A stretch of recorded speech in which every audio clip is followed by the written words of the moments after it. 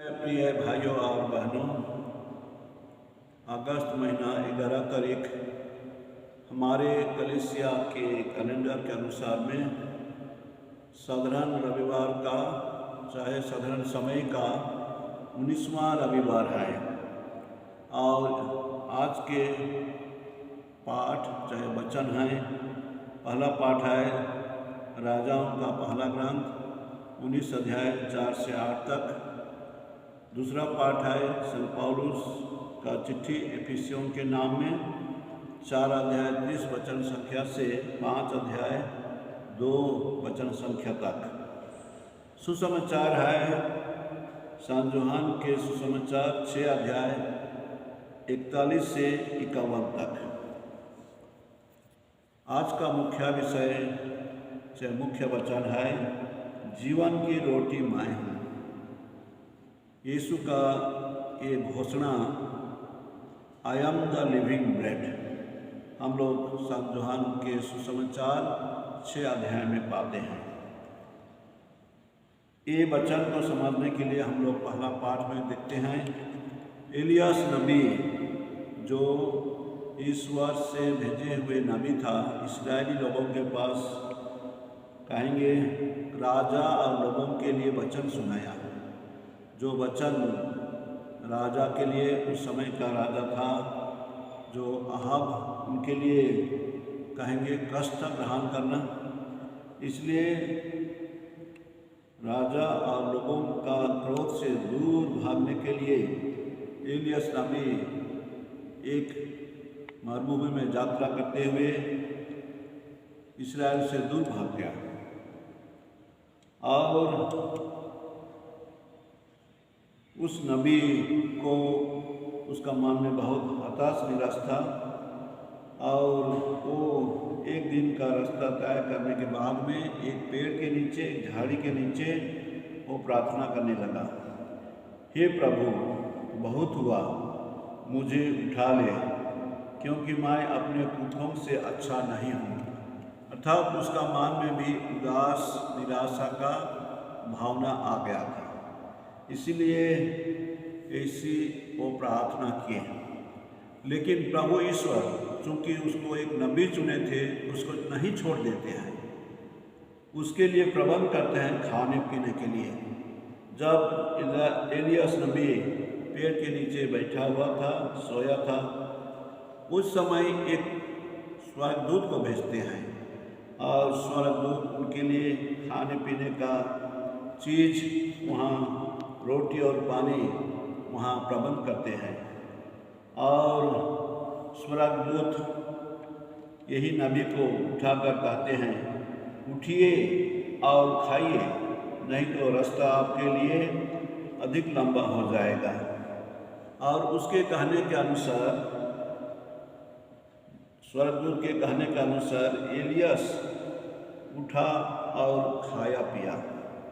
और वह उस भोजन को ग्रहण करके 40 दिन और 40 रात तक ईश्वर के पर्वत जो होरेब पहाड़ था उधर वो गया और वहाँ पहुँचा।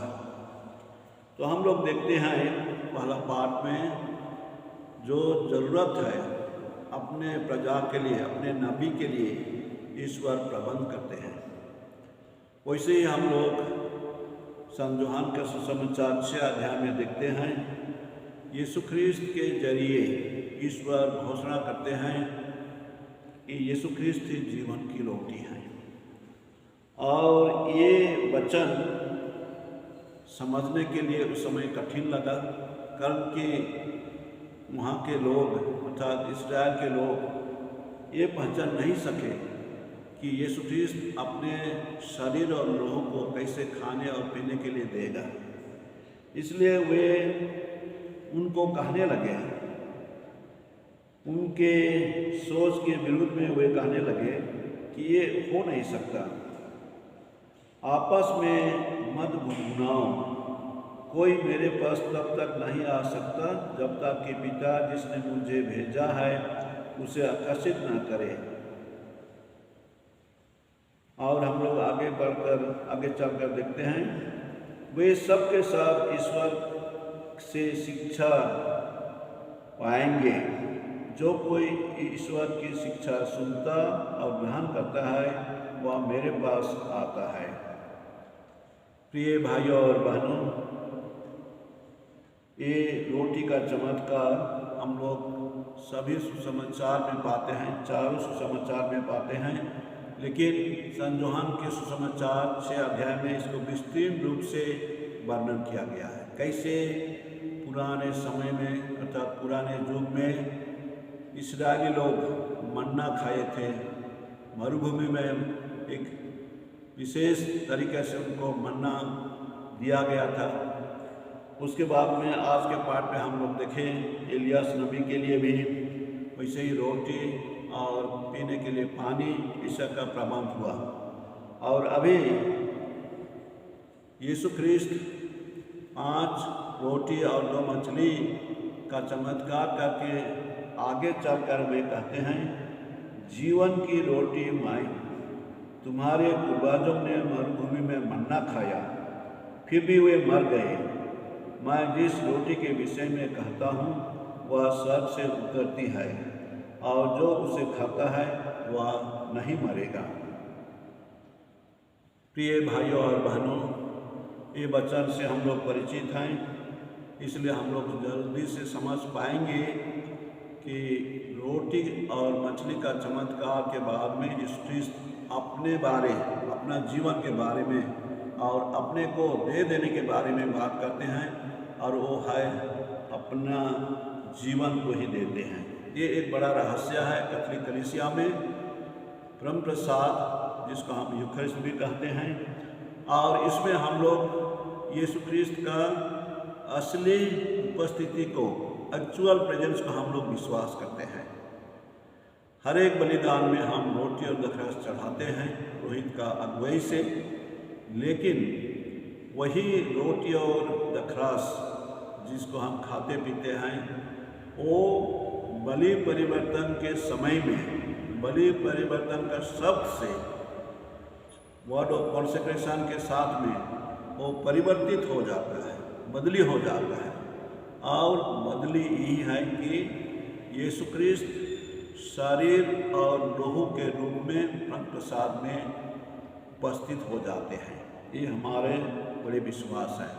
तो आज हम लोग इस वचन के आधार में हम लोग मनन चिंतन करेंगे, और यीशु का वचन जो है उसके आधार में हम लोग ध्यान करेंगे कैसे हम लोग आत्मिक तौर से यीशु ख्रिस्त को अपना प्रसाद, अपना कहेंगे भोजन, आत्मिक भोजन कहते हुए हम लोग ग्रहण करते हैं और इसी विश्वास में बढ़ते हैं। प्रिय भाइयों और बहनों, हमारे दैनिक जीवन का जो ज़रूरत है भोजन खाना, वैसे ही आध्यात्मिक जीवन के लिए, आत्मिक जीवन के लिए परम प्रसाद हमारे लिए बहुत ही ज़रूरी है, और विशेषकर विश्वास का जीवन में बढ़ने के लिए। तो आज का वचन और मनन चिंतन के आधार में चलिए सभी लोग, हम लोग इस संस्कार के बारे में और एक बार गहराई से समझेंगे कैसे यीशु ख्रिस्त हमारे जीवन के लिए रोटी है, जीवंत रोटी है। हम विश्वास करेंगे और विश्वास करते हुए जैसे कलीसिया का निर्देश है, हम इसको अपने हृदय को शुद्ध करके, साफ करके हम परम प्रसाद हम लोग ग्रहण करेंगे, और परम प्रसाद ग्रहण करने के बाद में हम धन्यवाद का प्रार्थना कहेंगे, और धन्यवाद का प्रार्थना के बाद में हम इसको जीने के लिए कोशिश करेंगे। कारण कि परम प्रसाद का जीवन है मेल, प्रेम और क्षमा का जीवन। इसलिए आज हम लोग दूसरा पाठ में भी सुनते हैं, जिसको हम लोग आज के जो यूखरिस्त है उसके साथ में जोड़ सकते हैं। और संत पौलुस कहते हैं, एक दूसरे के प्रति दयालु और सहृदय बन जाइए। जिस तरह ईश्वर ने मसीह के कारण आप लोगों को क्षमा कर दिया है, उसी तरह आप भी एक दूसरे को क्षमा कर दीजिए। आप लोग ईश्वर की प्रिय संतान हैं, इसलिए उसका अनुसरण कीजिए और प्रेम के मार्ग पर चलिए। ये सुंदर वचन और हमारे जीवन में अर्थपूर्ण वचन है। हम लोग चलिए इस आधार में मनन चिंतन करते हुए, हम छोटे हों या बड़े हों, हम लोग इस संस्कार का उचित आदर देते हुए अपने जीवन में तैयारी के साथ में ग्रहण करेंगे और ईश्वर को धन्यवाद देंगे। तो आज हम लोग जो वचन सुने, प्रभु ईश्वर हमारे जीवन में इस रहस्य को समझने और ग्रहण करने के लिए आशीष कृपा दे, ताकि हम ईश्वर से आशीर्वाद पा सकें।